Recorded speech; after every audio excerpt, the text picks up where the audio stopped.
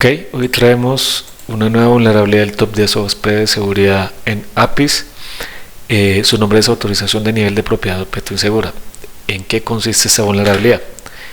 Antes que nada y para iniciar, lo importante es saber que en el top 2019, el top anterior, teníamos una vulnerabilidad que era la número 3, exposición de datos excesiva, y asignación masiva, que era la vulnerabilidad número 6. Lo que ha decidido el proyecto OSP es fusionar esas dos vulnerabilidades, hacer un merge, unirlas y definir una nueva vulnerabilidad. Tienen totalmente una relación, expongo datos, y asignación masiva también va enfocada a enviar datos hacia mi API. Entonces ya vamos a ver el detalle de en qué consisten estas vulnerabilidades. Tengamos en cuenta estos dos puntos. Bien. Lo primero, a nivel de definición, una exposición excesiva de datos. ¿Qué quiere decir esto? Yo puedo hacer una consulta muy sencilla a un API, puedo solicitar exclusivamente un nombre y un teléfono, pero el API me está retornando toda la información de ese objeto, todas sus propiedades, ya que estoy hablando de mucha información. ¿Ok? Esa es la primera parte de la vulnerabilidad. La segunda parte de la vulnerabilidad, tengo una facilidad para cambiar, adicionar o borrar cualquier propiedad o valor en ese objeto, posiblemente a través de una variable, ¿sí?, que la envío a través de un valor postdata, pero es algo que puedo hacer. No hay una validación de que el usuario tenga permisos para alterar esas propiedades del objeto. ¿Ok? Entonces esos son los dos puntos que tenemos con esta nueva vulnerabilidad del top 10. Tanto la exposición es excesiva como la facilidad con la cual yo puedo hacer una modificación a las propiedades de mi objeto. Ahora vamos a ir un poco al detalle. A nivel de exposición de datos excesiva, quiero que tengamos en cuenta ese ejemplo muy sencillo. Tengo una petición a un API, estoy suponiendo que es un API de notas, ID igual a 5, y el API me retorna toda esta información. Fíjense que en este ejemplo hipotético, la información que yo requería estaba acá, las notas, pero el API me retornó mucha más información de la que yo necesitaba. Acá la tenemos, esta es la información personal que también me retornó el API. Esta es la parte de exposición de datos excesiva, muchas veces ocurre, ¿sí? Y pues lógicamente el API está retornando más información de la que fue requerida. Podemos tener cosas como esta. Fíjense que todas las propiedades del objeto se me pueden retornar. Ok, y realmente yo necesito toda esa información. Seguramente no la voy a necesitar. Entonces acá, primer punto y recomendación, tengamos muy en cuenta qué tipo de información voy a retornar y que sea exclusivamente la información que está requiriendo mi aplicación, mi interfaz de usuario o el mismo usuario. Bien, ahora a nivel de asignación masiva, traigo un ejemplo muy sencillo. Número 1, la forma como es llamada en diferentes lenguajes de programación. Si la llamamos asignación masiva, estaríamos hablando de Ruby on Rails o Node.js. ¿Ok? Pero también se conoce como inyección de objetos a nivel de PHP o auto-binding en otros frameworks como Spring, ASP.NET, etc. Bien, tengamos en cuenta eso porque seguramente ustedes pueden escuchar auto-binding o inyección de objetos. Ahora bien, ese ejemplo es muy sencillo. Paso número 1, tengo un formulario simple donde envío 3 valores, que es el ID del usuario, una contraseña y un email. Fíjense que solamente tengo 3 valores con los cuales voy a enviar información hacia mi posible objeto. Número 2, miremos esta clase. Esta clase se encarga de recibir la información y procesarla. En este caso, acá tenemos el user ID, lo recibe, el password, el email. Pero tenemos un valor que es este private boolean isAdmin. Ya se imaginarán ustedes hacia dónde va la vulnerabilidad. Fíjense que ese valor no se puede modificar desde la interfaz del usuario, desde ese formulario que teníamos en el primer paso. Ahora bien, ¿puedo llegar a modificarlo?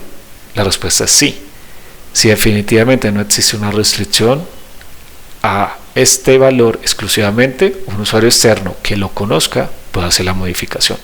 Ahí es donde radica el problema de la asignación masiva. Número 3, digamos que esta es la parte que procesa toda la información que me envía el usuario desde el exterior. Fíjense que únicamente estamos esperando user ID, password e email. Entonces en un escenario normal tenemos ese valor post, @user, acá tienen user ID, password e email, valores estándar. Ahora si quiero abusar de esta funcionalidad o esa vulnerabilidad, asignación masiva, auto binding o una inyección de objeto. Pues lógicamente lo que yo necesito es adicionar ese valor que de alguna forma no estaba en la primera parte o en ese formulario inicial, pero ese valor lo conozco, sé que hay un valor que me puede dar privilegios de administración, en este caso isAdmin, y acá lo dejé en true. Esa es la forma de explotar asignación masiva. Recomendaciones: retornar únicamente datos solicitados por el cliente, no necesito retornar nada más. En algunos casos se confía en esas funciones que están del lado de clientes para que ellas sean las que hagan ese filtrado de los valores que se le quiere mostrar al usuario. Definitivamente no debo confiar en esas funciones. ¿Qué propiedades realmente quiero que se retornen ante cualquier consulta? Propiedades de los objetos, esos valores, eso tengo que definirlos. Bien, validar siempre las respuestas que vaya a dar mi API, evitar esa excesiva cantidad de información. Esta recomendación va siempre muy enfocada a seguridad de la información. Siempre debo tener conocimiento del tipo de datos que yo estoy manejando en mi sistema, qué clasificación tienen esos datos. Siempre es importante, es una de las premisas en seguridad. Evitar que algunas funciones y algunos frameworks permiten que yo tome los valores que vienen del cliente y automáticamente haga ese binding, haga esa asociación de esos valores con el objeto. Tengo que evitar utilizar ese tipo de funciones. Permitir solamente cambios en las propiedades del objeto que deben ser actualizadas lógicamente por el cliente, y hay una recomendación adicional de utilizar Data Transfer Objects. Estas son las recomendaciones. Esta es, digamos, que la parte teórica. Hay un punto para mostrarles y lo voy a colocar como parte de la bibliografía. Estas recomendaciones de parte del proyecto OSP más Assignment Cheat Sheet. Acá pueden encontrar todo lo que les he discutido hace un momento con algunas recomendaciones de acuerdo al tipo de framework que estén utilizando. ¿Listo? Entonces lo incluyo ahí también. Ahora sí, ¿qué ejercicio vamos a hacer? Seguimos utilizando API, la interfaz. Lógicamente API estaba enfocada al Top 10 OWASP 2019. Entonces, primer punto a tener en cuenta, vamos a utilizar API 6, que acá es donde está la vulnerabilidad de asignación masiva, y vamos a hacer el ejercicio sobre estos dos endpoints: crear usuario, obtener información de usuario. ¿Qué es lo primero que tenemos que hacer? Ya lo he mencionado, la máquina virtual con API, igual, esto hace parte de todas las prácticas. Y en Postman, nuevamente, vamos a ver acá API 6, vamos a utilizar estas dos funciones.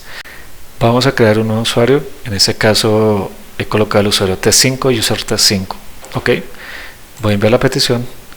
Esa petición es capturada acá por BoardSuite y voy a hacer el forward. ¿Qué podemos ver en la respuesta? Acá se creó el usuario test5, user test5.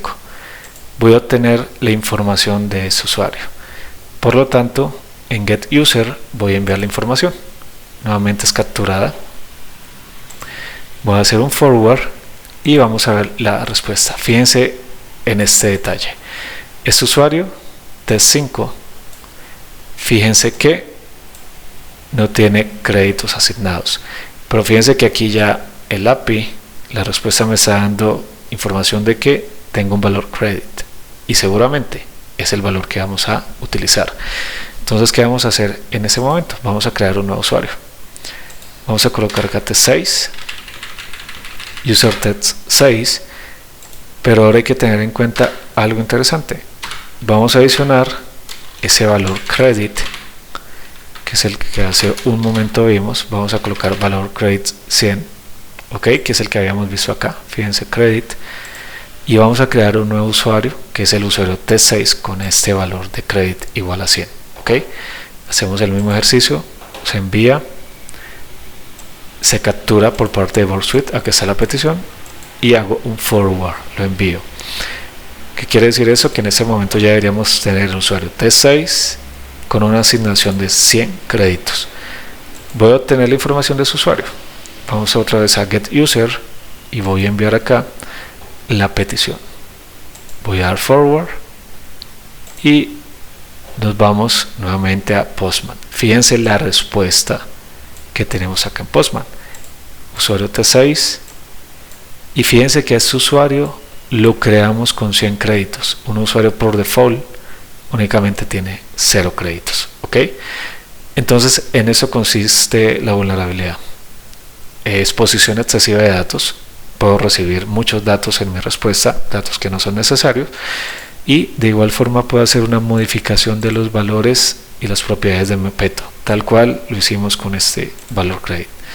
Ok, eso es todo por hoy. Muchas gracias.